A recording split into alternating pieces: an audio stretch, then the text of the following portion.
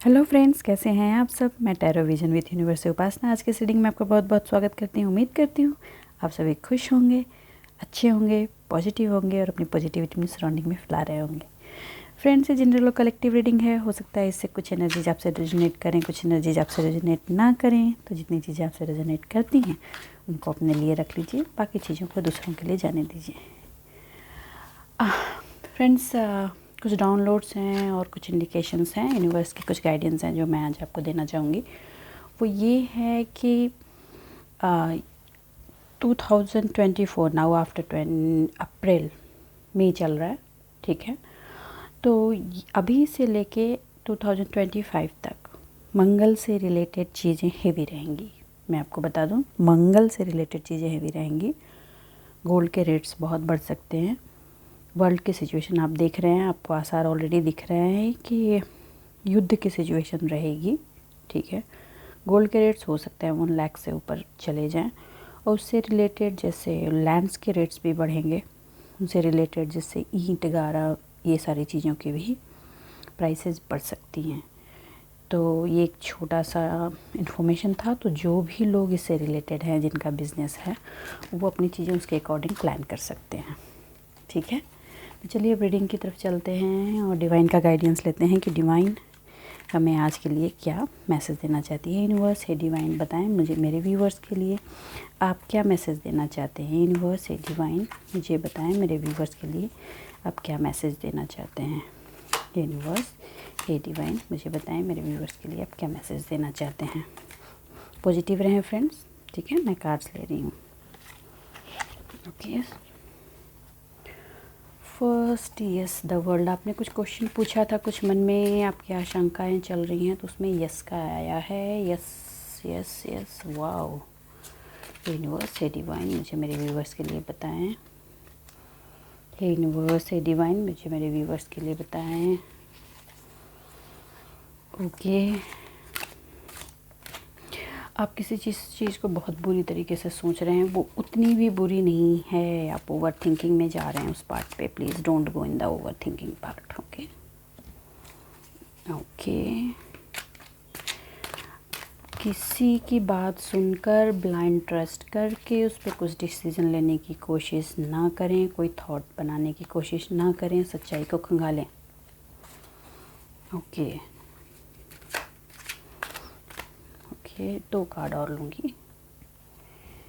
Okay,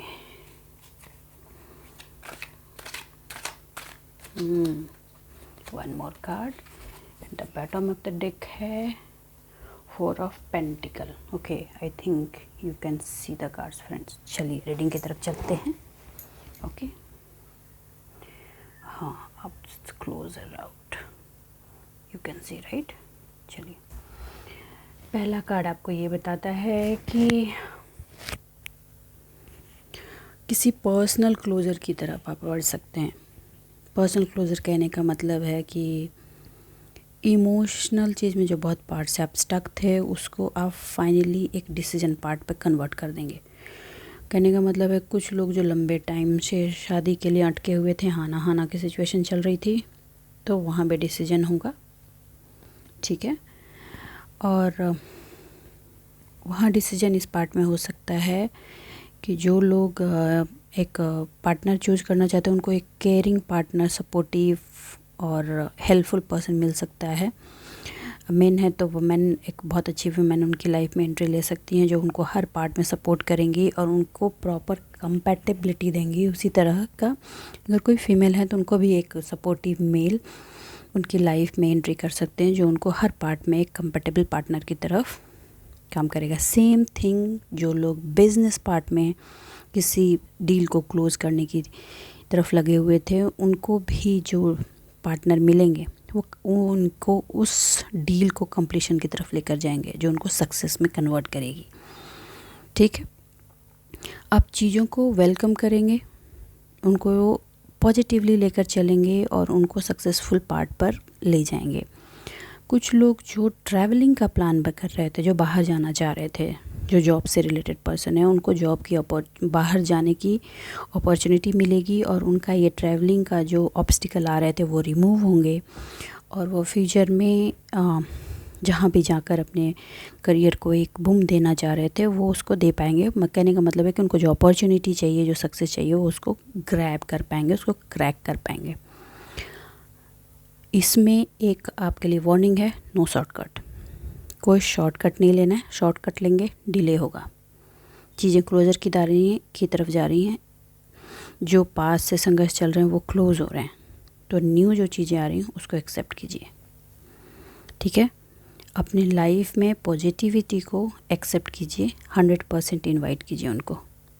okay,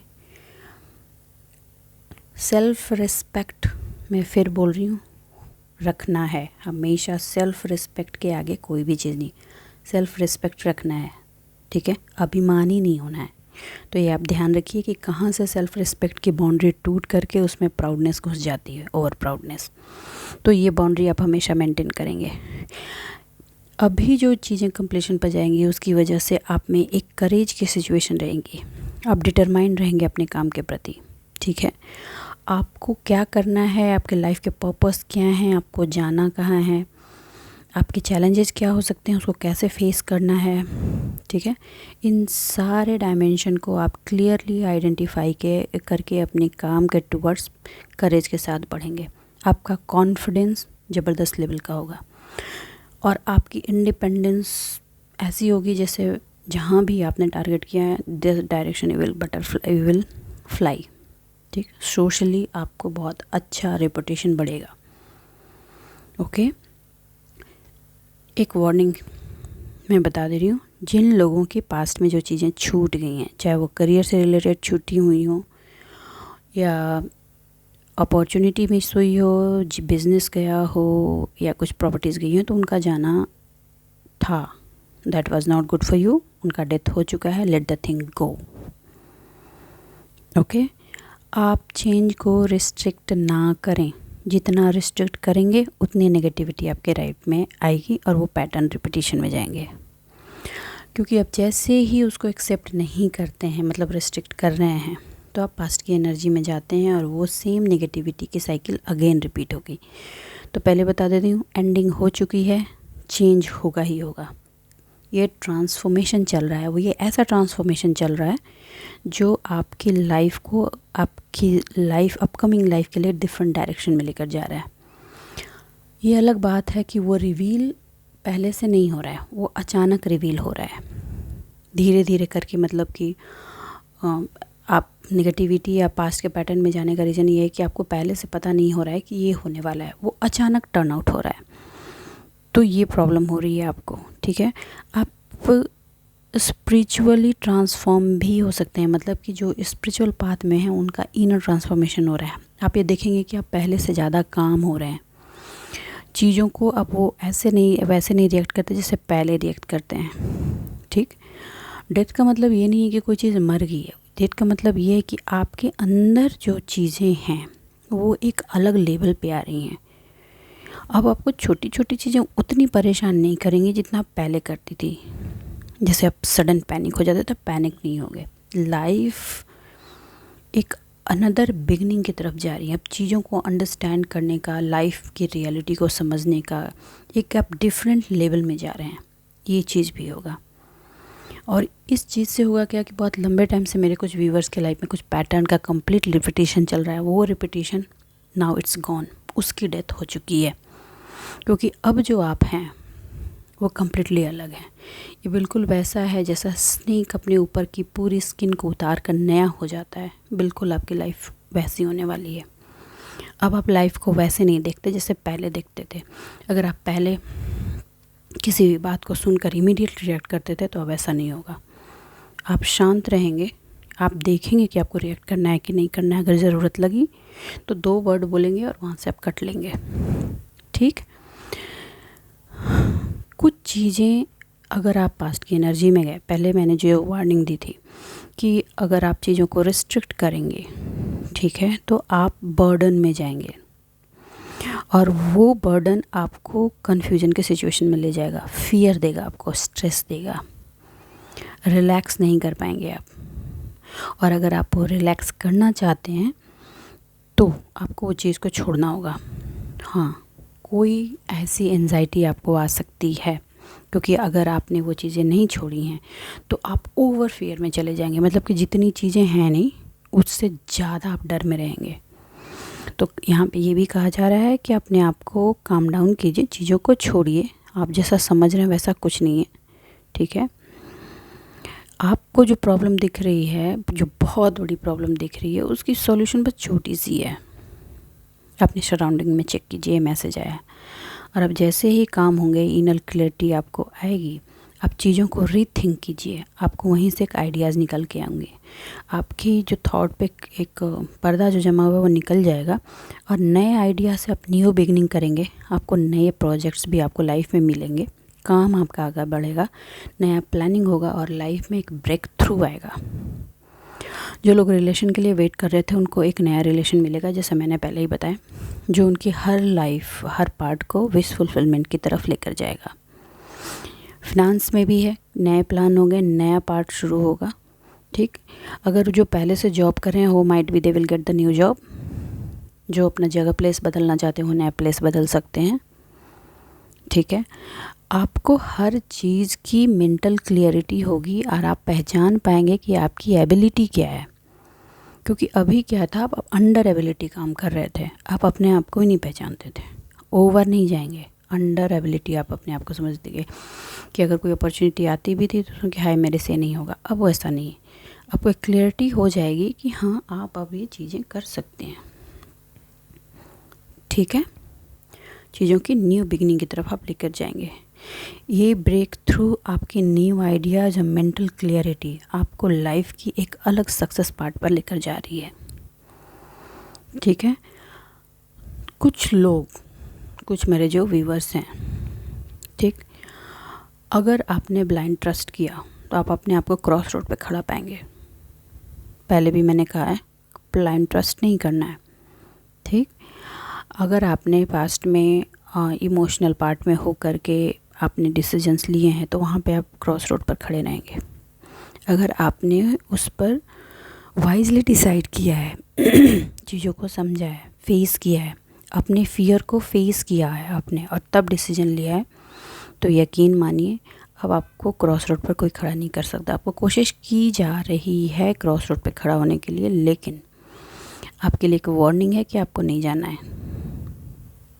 क्योंकि अगर cross road पे आप खड़े हुए तो आप indecision, confusion, delays and anxiety में तो जाना ही जाना है। There is no another way. इससे रिमूवल के लिए मैंने पहले भी बताया था कि आप ओम की चैंटिंग कीजिए, नेचर के बीच रहिए, नेचर के सिग्नल्स को समझने की कोशिश कीजिए, ठीक। अगर वो भी नहीं कर पा रहे हैं तो प्लीज़ प्राणायाम कीजिए, वो आपको हेल्प करेगी। अभी जो पूर्णिमा का मून गया है उसकी एनर्जी का थोड़ा इम्पैक्ट अभी है, जिसकी वजह से भी आप डिसीजन की सिचुएशन में रहेंगे। उसमें ज़्यादा नहीं सोचना है, ठीक है। ब्लॉकिंग को रिमूव कीजिए। इमोशनल ब्लॉकिंग जो है, इमोशनल ब्लॉकिंग आप फ्रेंड्स से मिलिए, फ्रेंड्स से बात कीजिए, ओके। आप अपने जो दायरे बना रखे हैं उसको ब्रेक कीजिए, दायरों को, और आगे बढ़िए। आप जब अपने आप को ओपन अप करेंगे, चीज़ें अपने आप लाइफ में आपकी सही होती चली जाएंगी, अनफोल्ड होंगी। एक बात आप हमेशा ध्यान रखिए, अगर आप ओवर कन्फ्यूजन के सिचुएशन में अपने आप को बार बार पास्ट की एनर्जी में ड्रैग करके ले जाएंगे तो जो अपॉर्चुनिटी आ रही है उसको लेने के लिए आप अकेले नहीं हैं। ऐसा नहीं है कि सिर्फ वो आपके लिए आ रही है, और भी लोग हैं जो अपॉर्चुनिटी का वेट कर रहे हैं। तो अगर आप अपनी लाइफ में wealth, business, leadership, security, discipline, ये सारी चीज़ें चाहते हैं, फिनेंशियली आपको जो इंटरप्शन हो रहा है उसको रिमूव करना चाहते हैं, ठीक है, तो अपने वेल्थ को माइंड में रखते हुए स्टबननेस की सिचुएशन को तोड़िए, ठीक है। अपॉर्चुनिटीज़ को आइडेंटिफाई कीजिए। ये आप इमोशन में जा कर के कर सकते हैं। ब्लाइंडली किसी भी अपॉर्चुनिटी को नहीं ऑप्ट करना है। इमोशन में आके अपॉर्चुनिटी नहीं लेनी है, चाहे वो पर्सनल हो या फिनेंशियल हो या सोशल हो। पहले ही बोल दे रही हूँ, अगर रिश्ता एक्सेप्ट कर रहे हैं इमोशन में जाके नहीं करना है। कहने का मतलब है किसी पार्टनर ने बार बार धोखा दिया, फिर आया बोला या बोली कि मुझे माफ़ कर दो, मुझसे गलती हुई। कितनी गलतियाँ भाई, एक बार गलती होती है, 2 बार होती है, 3 बार गलती, पूरी लाइफ ही तुमने गलती की किताब बना दे रही है। तो आप माफ़ करने के लिए क्या बैठे हैं? आपको कोई दूसरा नहीं मिलेगा? देखिए, मैं आज बहुत स्ट्रिक्टली बोल रही हूँ ये बात। कुछ लोग कंटिन्यूअस इस चीज़ को कर रहे हैं, तो आपको बता दूँ वो फिर सेम रिपीटेशन में आपको ले जाए, फिर आप अपने आप को सेम पेन में डालेंगे। तो अब आपको अपने इमोशन को स्ट्रॉन्ग करना है। वाइजली सोचिए, दिमाग के दरवाजे खोलिए, और अगर डिसीजन अभी नहीं ले सकते हैं तो होल्ड कीजिए। ऐसा कुछ नहीं कि आप नहीं ले सकते हैं decision, this is the right time. आपको सब समझ में आ रहा है कि आपको कैसे डिसाइड करना है, ठीक। अगर आप फिर भी इमोशनली इतना वीक हो रहे हैं तो अभी वो इमोशनल पार्ट को स्टॉप कर दीजिए, रोक दीजिए, उस पर कोई डिसीजन मत लीजिए, ठीक। आप अपने फिनांस पे काम कीजिए, आप अपने माइंड को डाइवर्ट कीजिए। जैसे ही आप अपने फिनांस पे काम करेंगे आपको उसकी क्लैरिटी होती चली जाएगी। वार्निंग है, आप अपने आप को कंट्रोल कीजिए, सेल्फ डिसिप्लिन में रखिए, और सबसे पहले अपना वेल्थ सही कीजिए। इन्वेस्टमेंट को वाइजली इन्वेस्ट कीजिए, वो लॉन्ग टर्म में आपको बहुत बड़ा रिटर्न देगी। अगर फिर भी आपको प्रॉब्लम हो रही है तो मैं आपको यही कहूँगी कि आप ओम की चैंटिंग कीजिए और सूर्य को जल दीजिए। ओके फ्रेंड्स, तो आई थिंक फ्रेंड्स मेरे इस रीडिंग से आपको कुछ गाइडेंस मिली होगी। अगर मेरी इस रीडिंग से आपको कुछ भी गाइडेंस मिलती है तो प्लीज़ मेरे वीडियो को लाइक कीजिए, चैनल को सब्सक्राइब कीजिए। मेरे साथ यूं ही बने रहिए, अपने जीवन में खुश रहिए, आबाद रहिए। मिलते हैं अगली रीडिंग में, तब तक के लिए बाय बाय।